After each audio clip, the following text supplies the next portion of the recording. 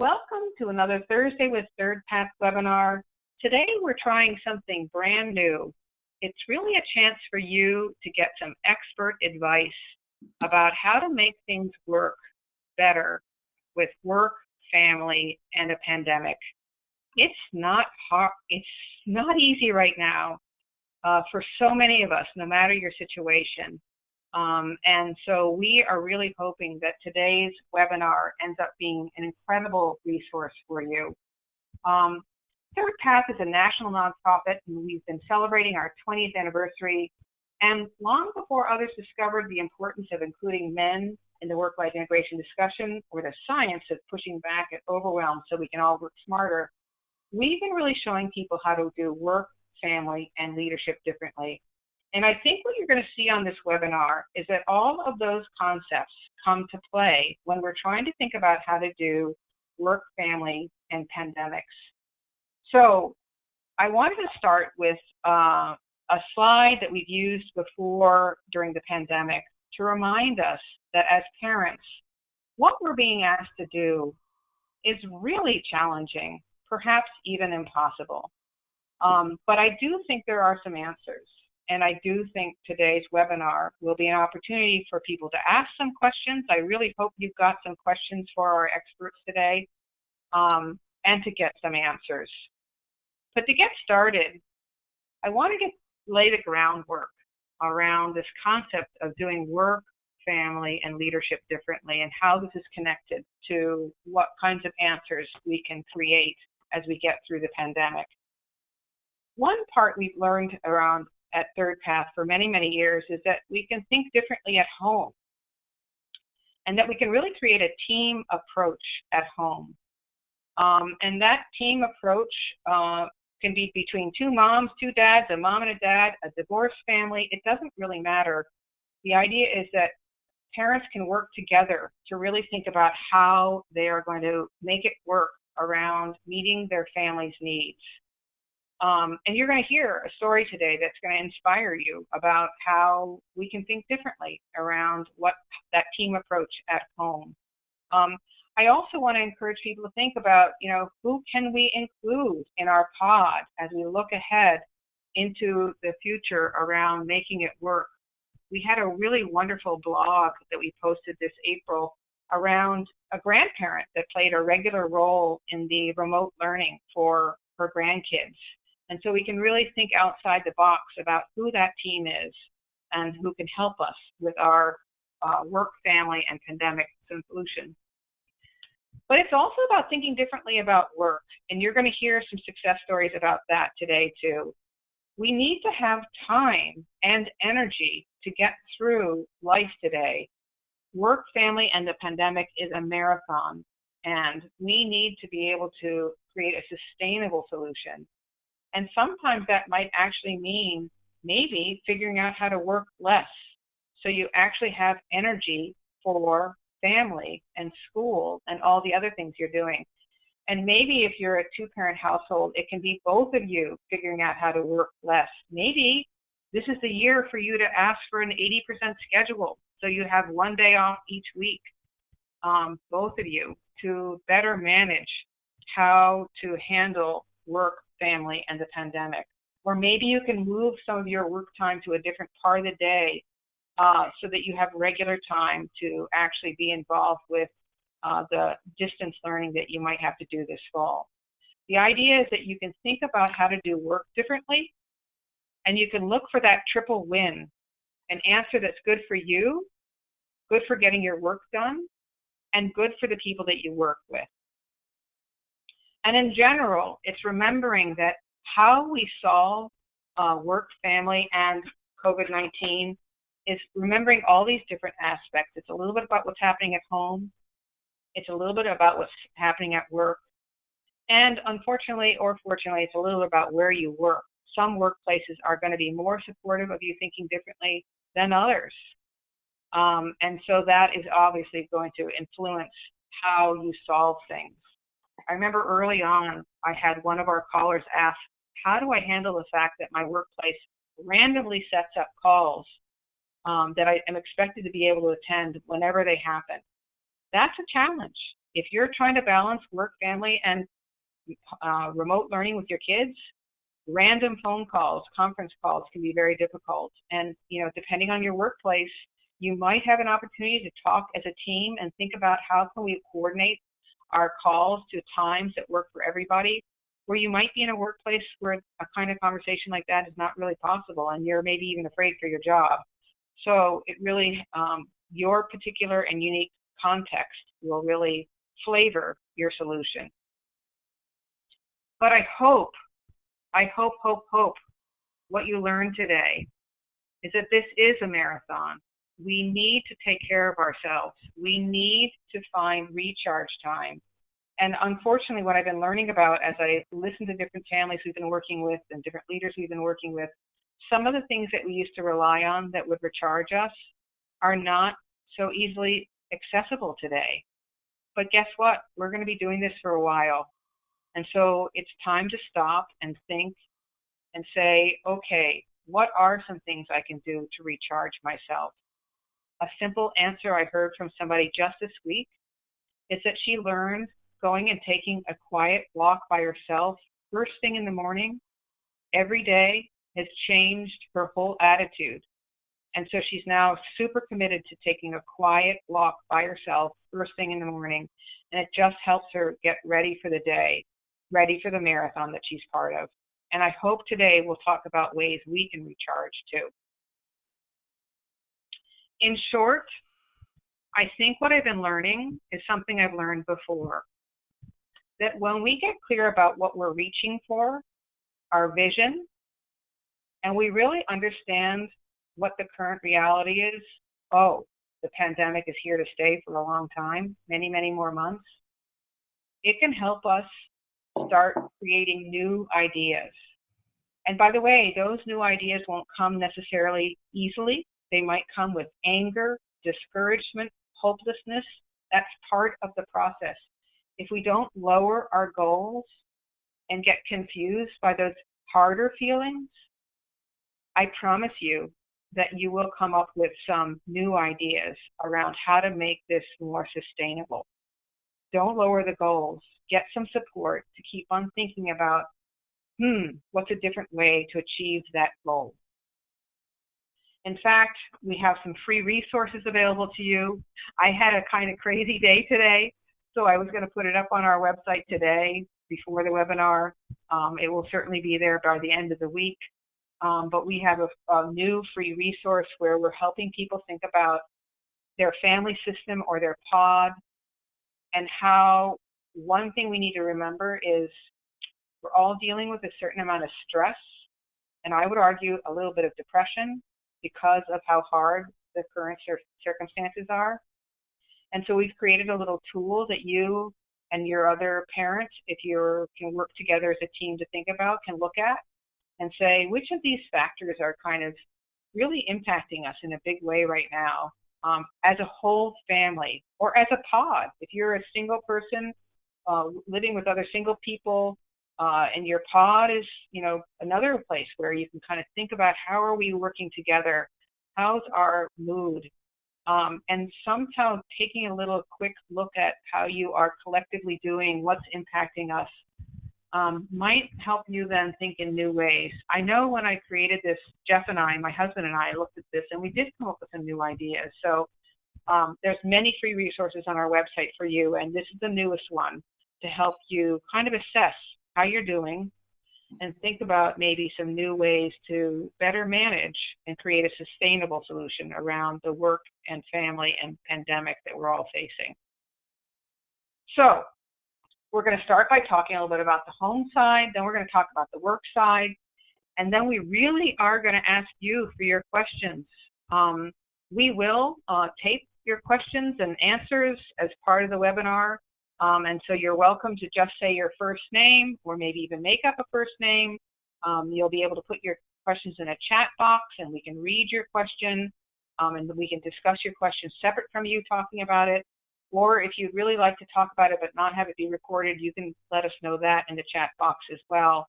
And depending on how many questions we have, we might get to your question in a way where we don't have to record it as well. but we want to give you some stories to help you start imagining how change is possible first. And so this is where I get to introduce you to our amazing resources that are joining us today. We have a group of what we call integrated life advocates. They help us help you. They are trained work-life coaches or couples counselors or career counselors who have been trained to think about the whole system approach to change, where you need to think about work and family and careers all together, and then you come up with the best answers. And today we're going to have Bryn Jones joining us, and she's going to tell us a little bit about how she rearranged things around work and family. And I think you're going to find her story very inspirational. She really thought outside the box in many ways around how to make this a sustainable solution, including some time where she had some recharge time. And you're also going to hear from Paul Gilbride, and he's going to give you some examples of some of the clients he's worked with and how they've been thinking outside the box around work, the work side of the equation. So to get started, we're going to have Bryn talk a little about how she's arranged things family-wise to make it work for the long run. Bryn, welcome, and please tell us, how did you create this team approach? What are some of the unique needs of your family?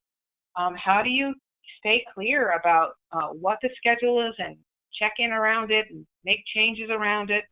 And have you found out ways to create recharge time? We want to hear, Bryn. Thanks for being with us. Thanks, Jessica. I'm happy to be here.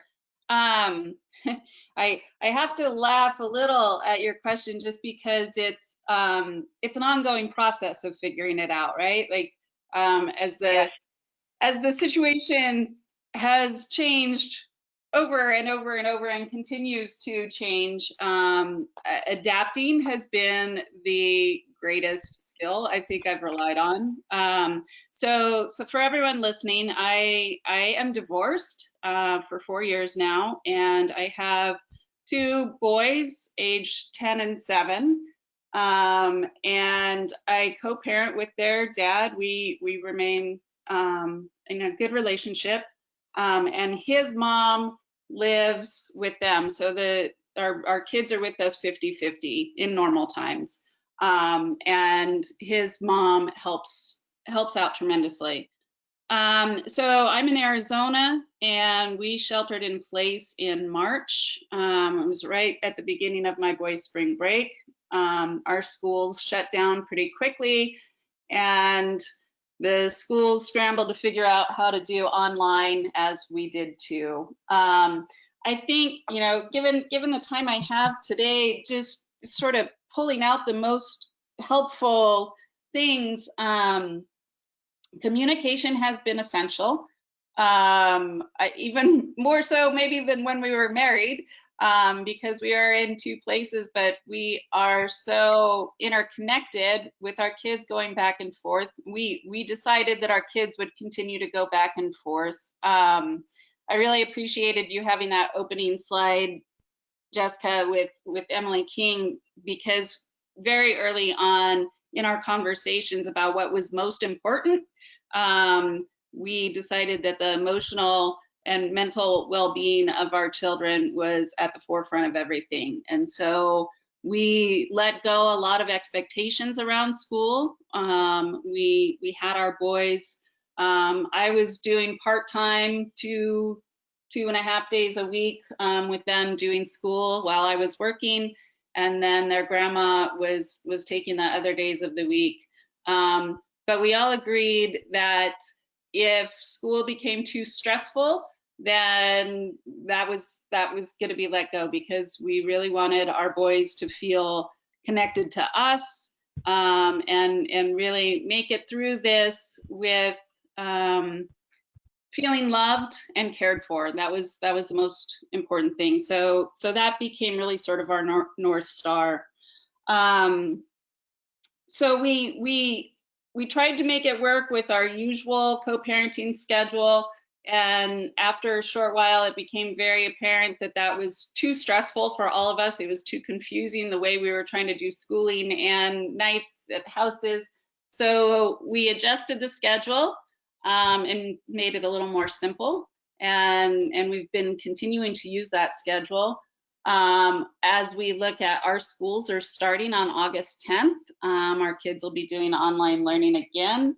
And so we're going to be adjusting the schedule again so that their dad can be more involved in the schooling this time. He works outside of the home, so that's a different kind of challenge for him. But we're in the process right now of working through what that schedule is going to look like. And you know, I know my time's just about up, but I just want to slide in there. The self-care piece has been huge.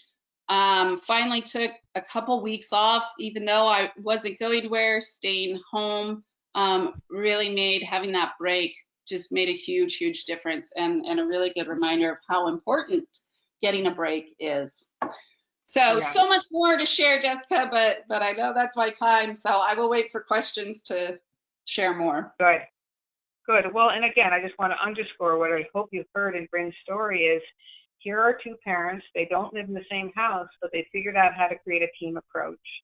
And they thought about the age of their kids, and they thought about school, and they came up with something that Bryn said, described as a North Star. What's most important? And they decided their North Star was the emotional well-being of their children.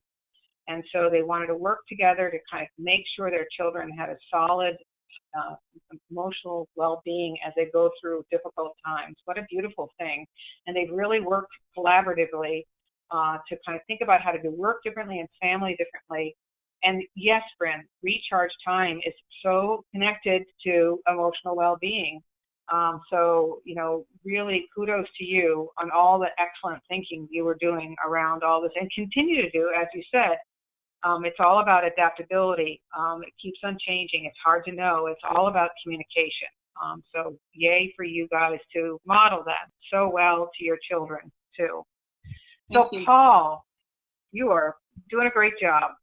Paul, you're going to share a couple stories about people who've thought about how to do work differently. Because again, one thing I've heard from parents is that if they're trying to do even, let's say, you know, they're not even worried for their jobs.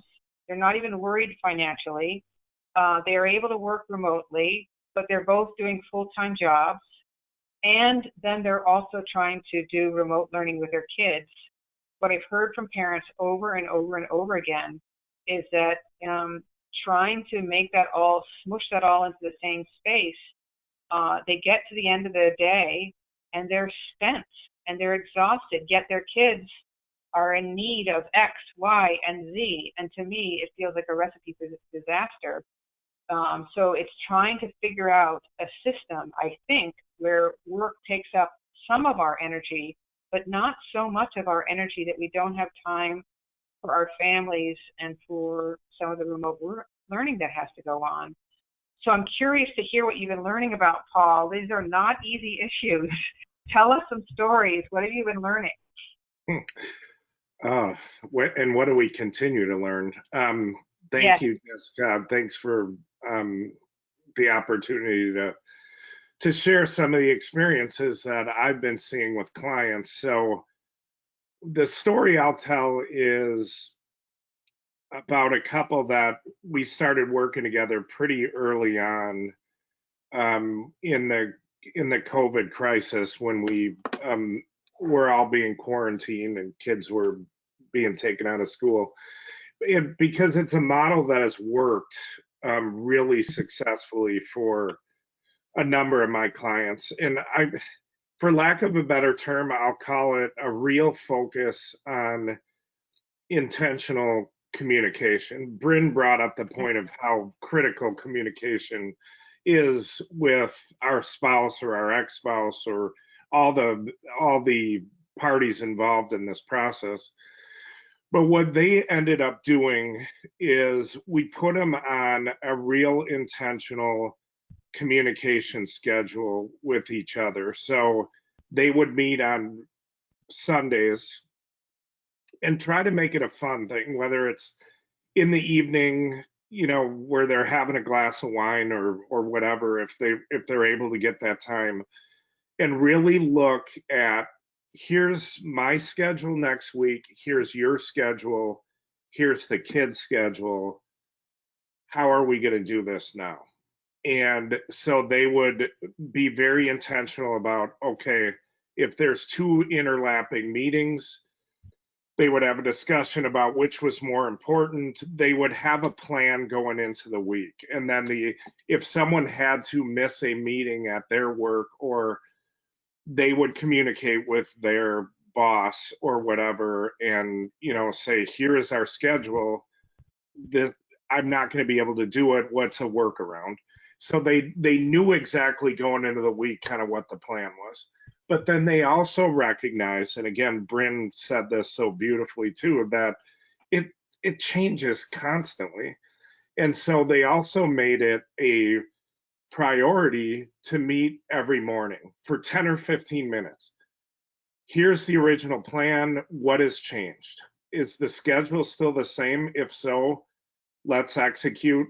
Who's going to be with the kids when, who's going to be on their calls, but one of the really critical things that they did was they had a plan for when this whole thing got blown up.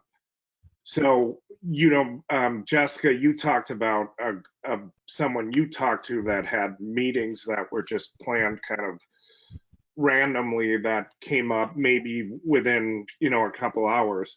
So in a case like that threw their schedule off, they had already pre-planned, how do we want to be with each other in those moments? Because let's face it, and this is why I call it intentional communication. If we're having these conversations about conflicts in our schedule and with our kids an hour before we have to make the decision, we all know that never ends well. I mean, our emotions are high, we're stressed out. As much of this as you can have a plan for ahead of time, it makes these conversations a lot easier. And so they had a plan of, when it blows up, how do we want to be with each other? And how are we going to make decisions? And it made all the difference in the world.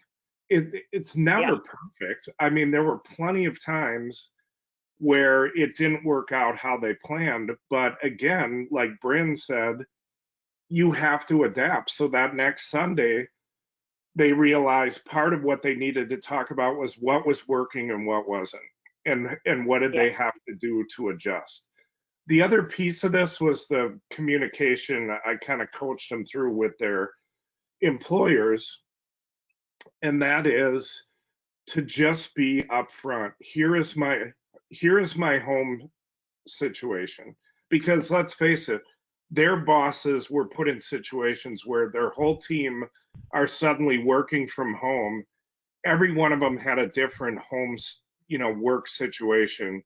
And when I was coaching managers, one of the first things I would tell them is find out what your people's home situations are so that they feel heard, what their schedules are, and you guys can work together.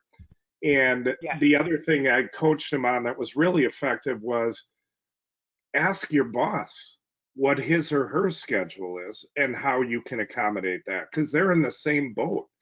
And so if you're creating a team environment with your boss as well, again, it's never perfect, but that intentional communication of just getting this all out ahead of time worked tremendously for them, and it has worked for a lot of the other people I've worked with.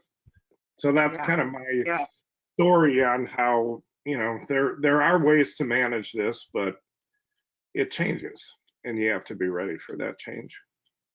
Well, what are we hearing in all of our insights so far is, not just, what an incredibly perfect story, Paul. Thank you. Everybody who heard Paul's story, please start doing that because that is so critical to helping us get through the pandemic, this excellent communication between partners around how they want to handle things. I love the idea that if they can figure out how to have, an hour together with a glass of wine where they can talk about this. Jeff and I go for a walk. That's one way we've learned to do this, is we take this loop that takes about 45 minutes, and we go for a walk and we kind of talk things through. We've heard scientifically that walking actually is really de-stressing.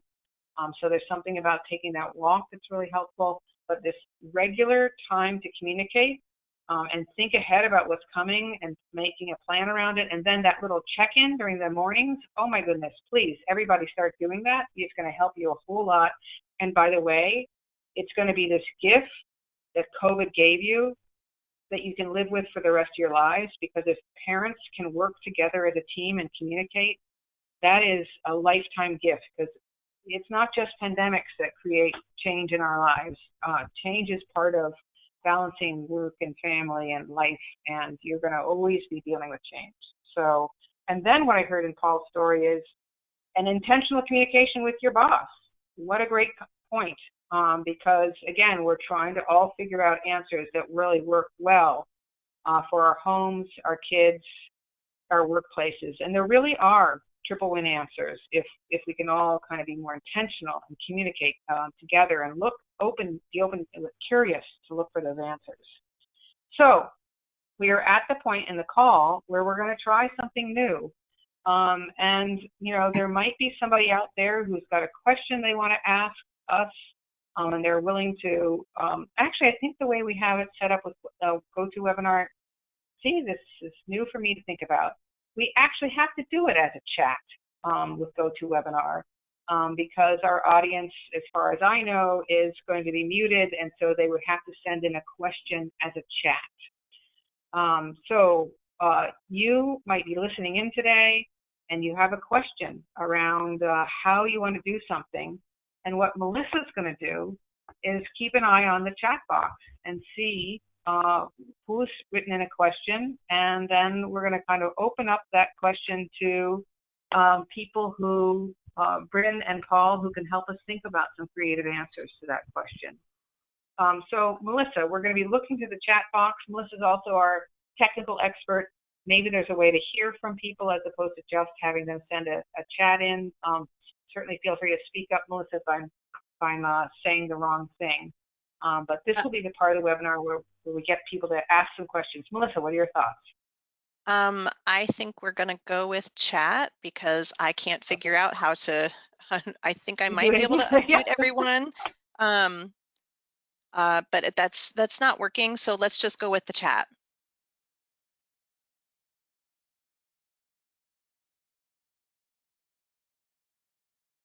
Oh, can you hear me? You might have, yeah, there. Yes, we're going to go with the chat. And so while we're waiting for a question around how to think about a sustainable solution for work and family and COVID-19, I want to underscore a couple things we've heard so far. Melissa, you might want to physically unmute everybody on the Paul and Bryn side too. I was able to unmute myself, but you might want to unmute Paul. So while we're waiting for some questions to come in, I want to ask us about recharge time. And so, there might be a story that Bryn or Paul knows personally around recharge time that they can share about what they've learned around recharge time. Or there might be a question, way that one of your clients has kind of been creative in solving some recharge time. But I do think one of the big takeaways, hopefully today, is that this has got to be a sustainable solution. So how can we take care of ourselves? Paul or Bryn, while we're waiting for some questions, what have you learned around recharge time that has worked well for you personally, or you've heard a client that's used a really creative way to create some recharge time? Any thoughts out there? Jessica, I've got lots of thoughts about recharge because this is something that I pay very close attention to in myself and in my clients. Great. And, I think you said early on that, excuse the thunder in the background, quite a storm. The normal things aren't, We don't hear the storm, so you're good to go. Okay, good. So the normal things, we can't do all the normal things, or maybe the normal things that we do to recharge ourselves aren't enough. That has certainly been the case for me. And so for me, it's been a lot of really paying attention to how I'm feeling, what's affecting me, what helps. Like being on Zoom all day long has really affected me. And Yes. so figuring out, trying out some different things to, address that. And maybe there's longer time between Zoom meetings, or I go meditate between meetings, or, all these different things. I've tried lots of things, and then I pay attention to how they help or don't help. So I think that's Yeah. part of the adapting, is just having that real mindfulness. But I also wanted to talk about the taking time off, because I found an interesting thing. So most of my clients are nonprofit executives, and most of them are CEOs or executive directors. And I normally take a 4 or 5 week chunk off during the summer to be with my kids, and we go places. But not going places, and my clients needing more support this year, I decided not to do that 4 or 5 weeks off. And then as I noticed more and more that I needed recharge, like, well, I guess I'm going to take time off. It'll just be here. It'll be a different kind of thing. And so, but I decided to do it and break it up because of my clients' needs. I did 2 weeks, and I'm going to do another 2 weeks soon. It was such a good reminder for me to step back from things. It was tremendous for me. But in the process, I also started asking my clients, so are you taking time off? Because it's summertime. People typically take time off. And most of my clients were saying, well, I'm just at home, so I may as well keep working. And that was troubling for me. So I started pushing a little more and sharing more, how important the time off has been to me. And sure enough, people started thinking, oh, I hadn't thought about that. I can still take a vacation even though I'm just at home. And the more that my clients have been doing that, and they're reporting back in groups that they're doing that, and the benefits that they're feeling from it, the more others are doing it. So there's the modeling piece to me too around the recharge. We tend to be scared to say I need a break, but others do too, and that gives them permission to go and do it as well. Wonderful, wonderful. I love that. And, absolutely, I think we can figure out how to, even if we can't go somewhere, figure out how to make it work well when we're staying in place too. So thank you for all of that. And what I heard here in Bryn's comment is experimenting, being creative. Hey, I used to do this. I can't do that. Where I'm doing this thing, and I can feel how it's draining for me. So kind of being observant of how it's impacting us and experimenting and finding ways to recharge. Paul, you might have some thoughts about recharge time, and I'm going to see if Melissa has any questions after we hear from Paul that are coming in from the people listening in today. Paul, any thoughts on recharge time? Yeah, a couple of quick thoughts. One is, kind of to piggyback off of what Bryn was saying about kind of longer term breaks or little vacations. I find that we sometimes underestimate the small recharges during the day. So if you think a lot of this is based off of an energy model called the Schwartz energy model. But if you think about it, we are scientifically designed to be sprinters.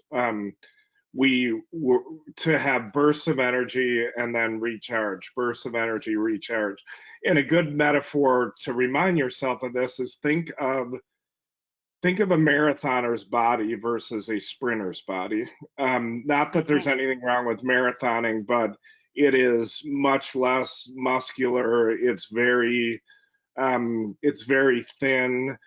Then you think of a sprinter and how much energy they exude and how they're chiseled, and they're, and the way they work out is bursts of energy and then short recharge. And so I try to talk to my clients about doing things like that. So if they have an hour Zoom call, take 5 minutes. And this is where Bryn's input is critical of find something in that 5 minutes that recharges you, whether it's tactical breathing or taking a walk around the block or a small meditation like she mentioned.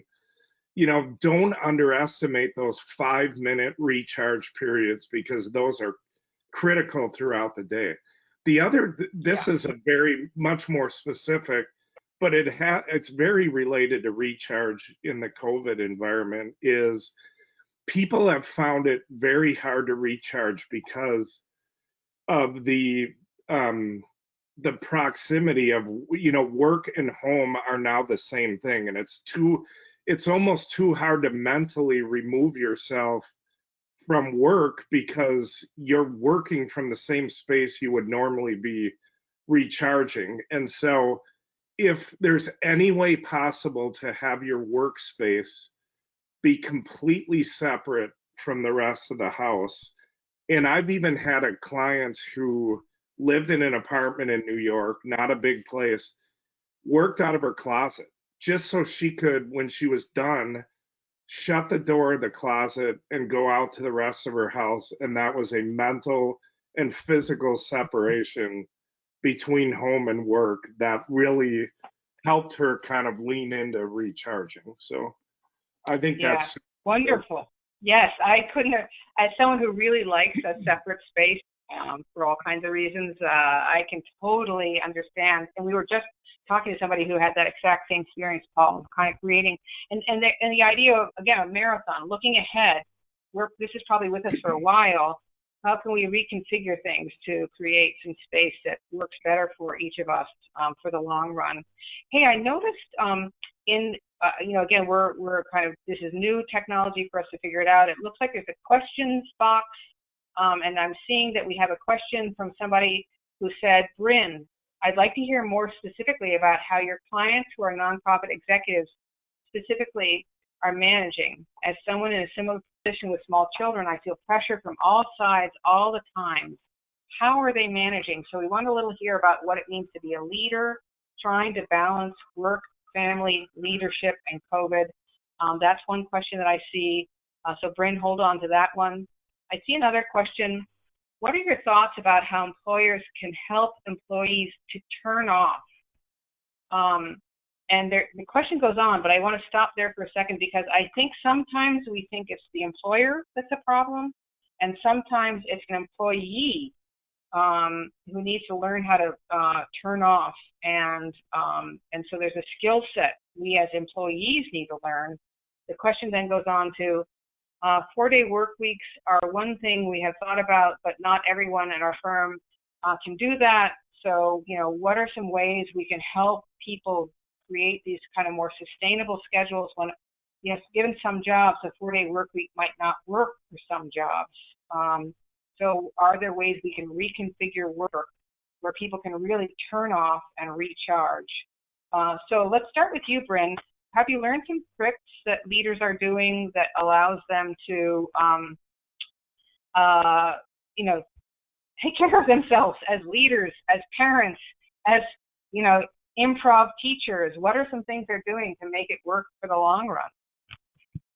Yeah, well, so, it's a big question because everybody's situation is different. And I think that this has just really underscored how that makes a difference. The leaders, particularly the women who have young children at home, are really struggling. And the older leaders who their kids, they don't have kids or their kids are grown and gone, are not struggling as much. So you said the person who asked the question had young kids, so I'm going to focus in on that. I think the main thing that I'm hearing is that they're trying to have reasonable expectations, which is really hard for them in their positions because they're used to being in charge of everything and control and all of that, and they're having to let go of control. They're having to say, I cannot do the amount that I was doing before. Even if demands are higher, I need to lean more on other staff who have capacity, or I just need to pause some things or let go of some things. I think just that reckoning with what is really possible, it's a real struggle, and that's where they're really finding some wiggle room. that coupled with, they are now, more of them are starting to take some time off, which is helping them get some perspective and some breathing room. And some of them are still, you know, calling on outside help. I'm thinking of one who, despite the risks of having an outside babysitter, they rely on one full time. And in fact, she got COVID, and they all had to put things on pause until the babysitter was better. Unfortunately, the babysitter got better fairly quickly. But you know, everyone's having to figure it out differently. So yeah.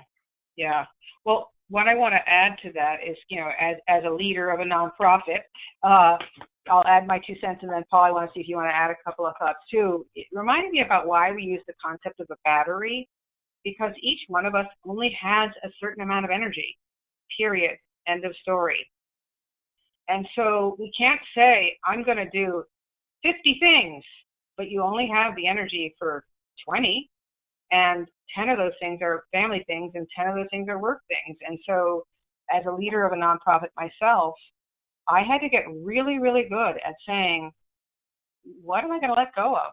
What can I not do? What's the most important use of my time? We literally had to stop doing, a number of years ago, we just put a big event that we had planned to do on hold because we just didn't have the resources to do it. Now, I realize that some nonprofits might be dealing with some really terrible things, like they're really just trying to stay alive, stay afloat, and that can be, you know, much harder to make some decisions around what they can and can't do. But it's recognizing that each of us has only a certain amount of energy, and the more we as leaders model that we can't do it all, but get some resource to help figure out what's our most important work and what can we let go of or let go of right now, the more we're modeling to our employees to do the same thing, and that hopefully all of us will kind of zoom in on what's most important and let go other things that we shouldn't be focusing on, because we have only X amount of time. And you know, we had more put on our plate with the pandemic. Paul, there might be something you've seen around how leaders can help think differently about making it all work, or some advice around this topic before we look at the other one.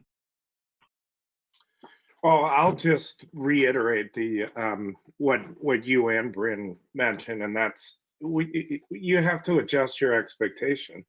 I mean, frustration is a function of expectation. And so if you expect to accomplish or have the same things happen that pre-COVID and have them happen now, you're kind of setting yourself up for failure. So it can be little things like, I have this conversation with clients all the time, say screen time for their young kids.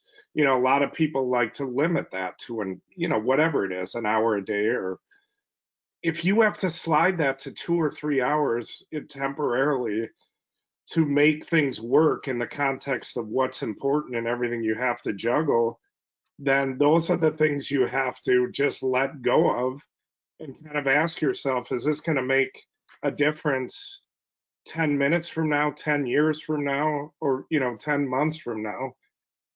You really have to challenge your expectations, because when your expectations are too high, you're going to be in a constant state of frustration. So I think we can't underplay that concept. Yeah. Thank you. Well, so again, I think the big message is one thing we've learned over the last 20 years is being a leader and having time for life is challenging, period. And it got even more challenging with COVID. And clearly having someone to share home responsibilities with makes a huge difference. And modeling that you can't do it all, and instead finding someone to help you think about what's the most important things and what can you let go of.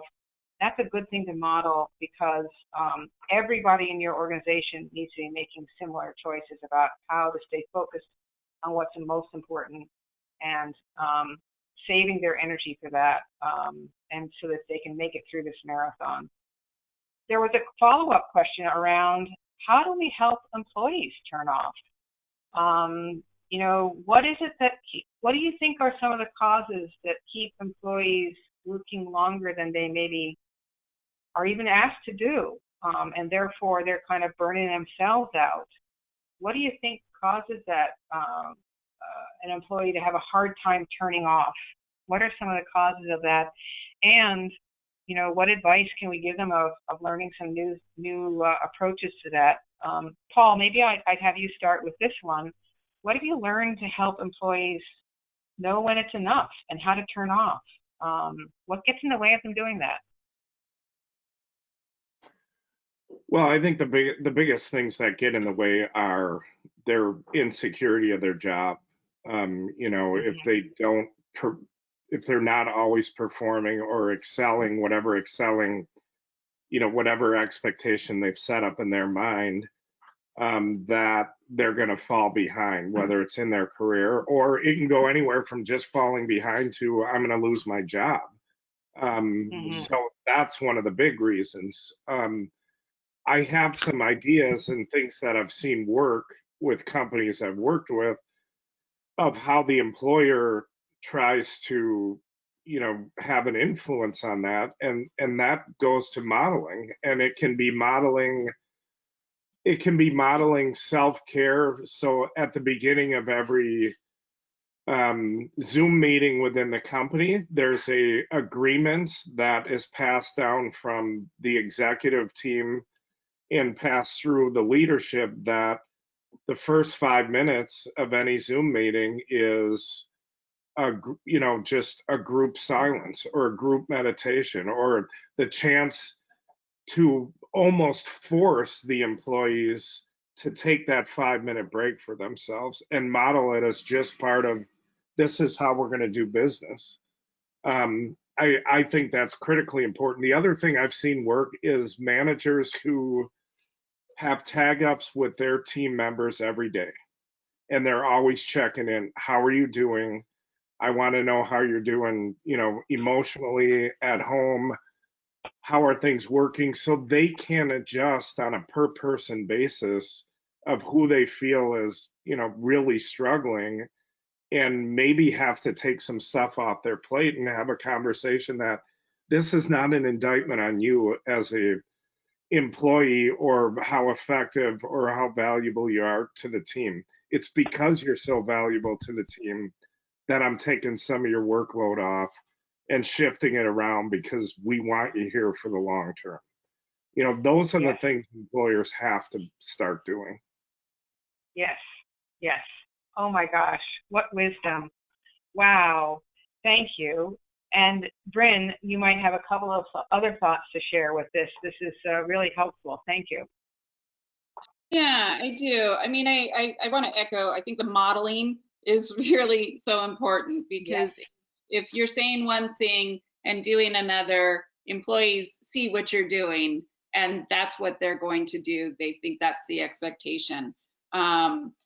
You know, I liked what Paul was saying about the Zoom sort of, you know, beginning with a meditation or something like that. One of the practices that we have in my groups, and a lot of leaders from my groups have taken into their workplaces, are check-ins.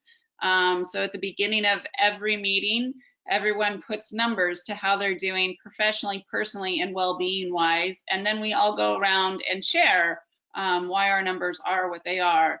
And those that have taken that into their organizations have reported such great results of being able to have a pulse on where their employees are, and people feeling safe to kind of bring their whole selves to work and share their challenges and their celebrations too. Like they, you know, they get to share in the positive things as well. So that's one that I've seen really powerful. I'm also seeing some of my leaders just reducing the number of hours. Some are, you know, forced to by budgets, but others are just saying, look, this is a really challenging situation. Our expectations are, you know, instead of working 40 hours, you'll be working 30 hours. And then the last thing I think has to deal with, Paul had mentioned the physical space. And just the you know, there isn't that transition where you leave work and then go into home mode. And so I think having conversations about that and you know, sharing out loud, being very explicit. I think so much of this comes down to communication and being explicit about things. And you know, the expectation that just because you're able to continue working past 5 o'clock or whatever the norm would be, that's not an expectation. And then that has to be coupled with the modeling.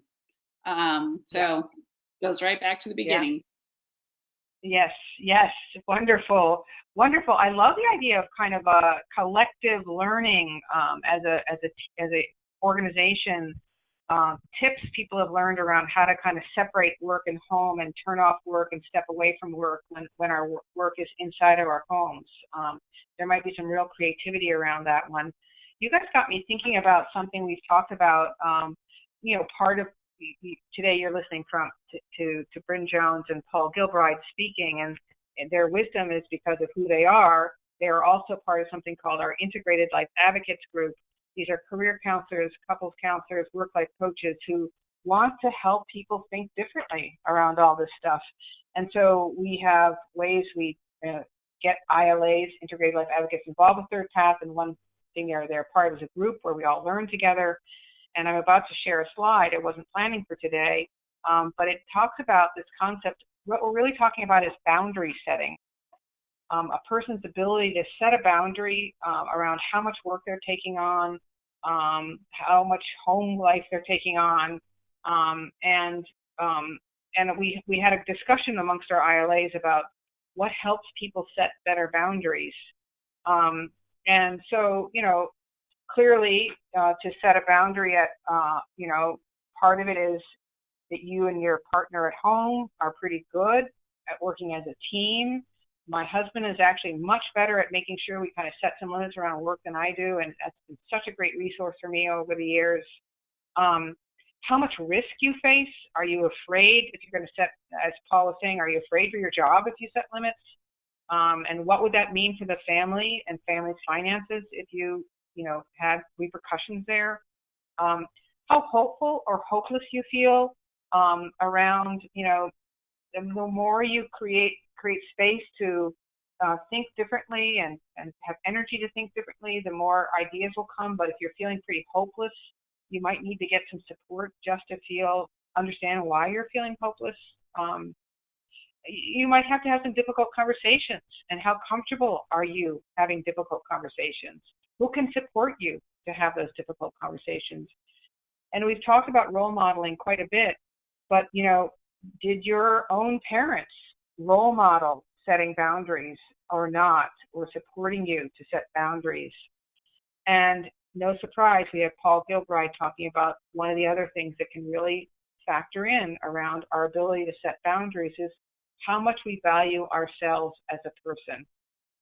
The more we understand that us taking care of ourselves, our needs are important too, the more we're going to be able to understand that me putting my own oxygen mask on first is going to be good for my family, good for my employer, and I need to hold on to that and remember that. So there are a lot of things that can go into an employee being able to be smart around boundary setting, but I really think starting by thinking about what the organization is like and what is being modeled there and encouraged there is probably the most important place to begin.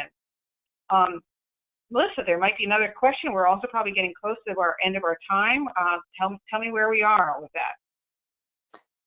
We're still empty in the chat, and we have answered both of the questions that are in that question. Oh, we've got another question. Hold on. I'm glad. Thanks for sharing that question. The question says, are there networks or support groups that working mothers could connect with to help through the stress of this time? Oh, yes. Oh, yes, oh, yes, oh, yes. So there's lots of places to connect and get support.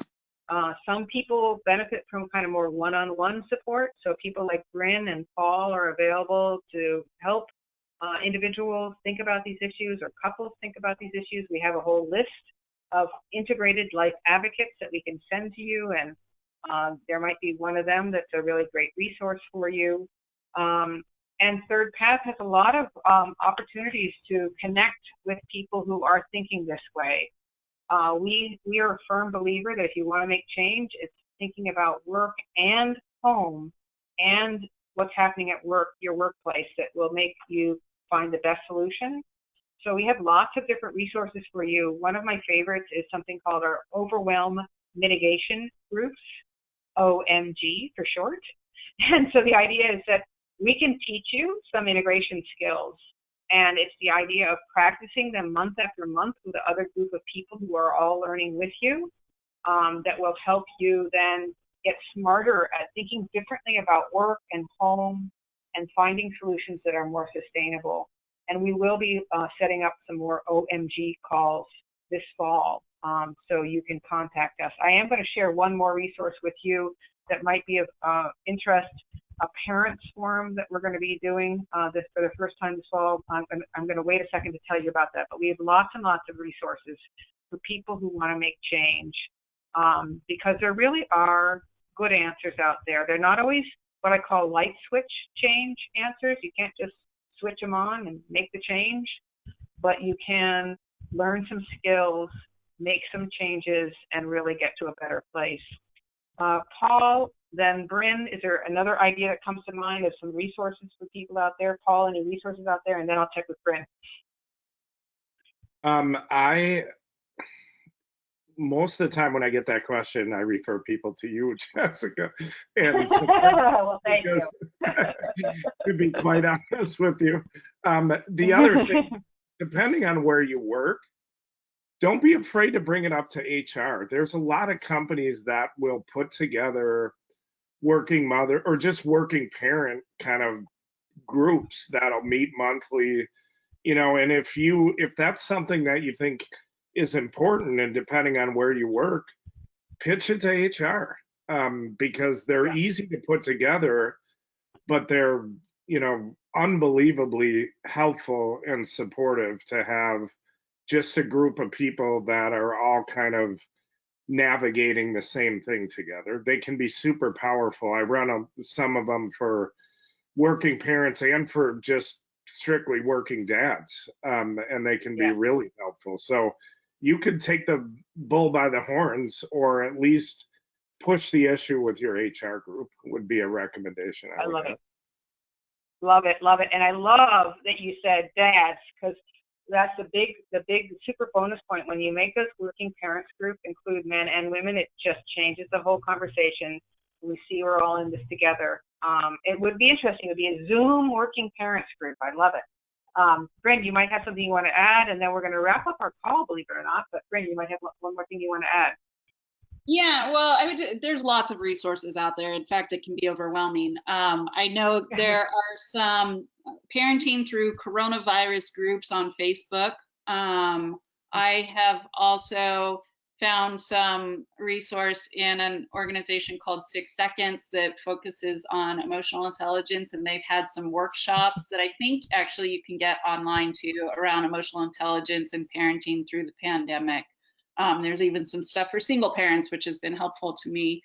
But I think for me, the most helpful thing is just to remember, like, who is already in my community and reaching out to those people. I mean, one of the beautiful things about Zoom and being able to connect differently now is that I can bring together moms I know in Portland, San Francisco, and Tucson, and we can have a conversation about what's going on and what's working for us and what's not. And so just using your own community supports, your friends and family, is one we often overlook. Yes, absolutely. Wonderful. Hey, if you guys liked listening to Bryn and Paul today and saw them as the amazing, wise people that I see them as, they are going to be part of this first ever parents forum that we're going to be having. And we've tried to break it into 2 half days to make it possible for parents to participate. It's only going to be 30 people who can participate. We're keeping it very small. It is obviously virtual. And we are going to have it be a day where if you and your partner want to be part of a virtual experience to start thinking about these ideas, we are going to have an event for you, and you can email us and we will tell you more about it. So it's our first ever Parents Forum, and Bryn and Paul will be helping us with it. And if you want to learn more, you know how to reach us. So we're at the end of our call.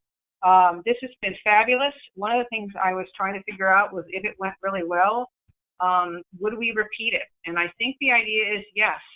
I might try to have another one of these webinars where you can call in, chat, send us your chat questions, and we can share some thoughts about them. This has been super helpful. So we're going to wrap it up. Thank you, Bryn and Paul, for being part of today's wonderful webinar. I'm going to say one last thing, but thank you very much, both of you, for being here. Thank you, Jessica. It's been great to be here.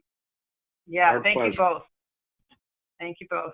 All right, so remember, next month, we might even have another one of these opportunities for you to send in your chat questions. And don't forget, all of our webinars this year are available online. You can find them on our website, on YouTube, iTunes, and SoundCloud. So thank you, everyone, for being here today. It was really wonderful.